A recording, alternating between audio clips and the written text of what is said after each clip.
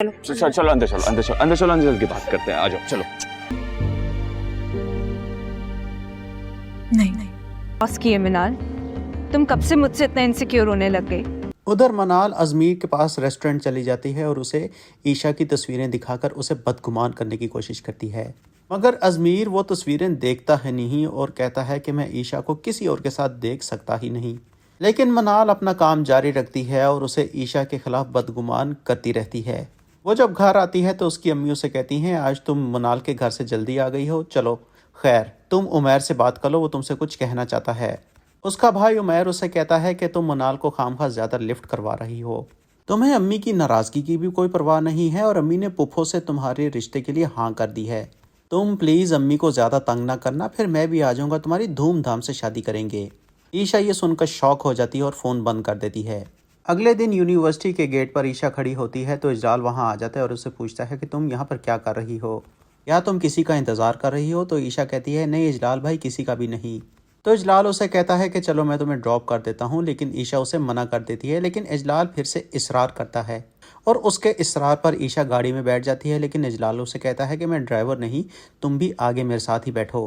फिर रास्ते में इजलाल उससे बातें शुरू कर देता है और कहता है कि सुना है, बल्कि मनाल बता रही थी कि तुम्हारे घर वाले तुम्हारा कहीं रिश्ता तय कर रहे हैं और तुम खुश नहीं हो। इस पर ईशा खामोश हो जाती है। इजलाल उससे पूछता है कि क्या तुम किसी और को पसंद करती हो? तो ईशा फिर से खामोश रहती है। अजलाल कहता है कि अशर ने मुझे कुछ बताया है। तो इस पर ईशा मुस्कुराने लगती है।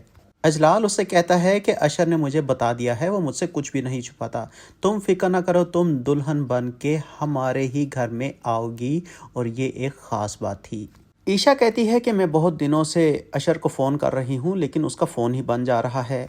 अजलाल उससे कहता है कि तुम अशर को डिस्टर्ब करना छोड़ दो और तुम उसे बिल्कुल भी कॉल मत किया करो, सब कुछ मैं ही हैंडल कर लूँगा। तो ईशा कहती है, आप हैंडल कर लेंगे मतलब? अजलाल उसे कहता है कि तुम अशर को भूल जाओ और अब सिर्फ मेरे बारे में सोचो और मेरी फ़िक्र करो। वो कहती है कि मैं समझी नहीं, आप क्या कहना चाहते हैं?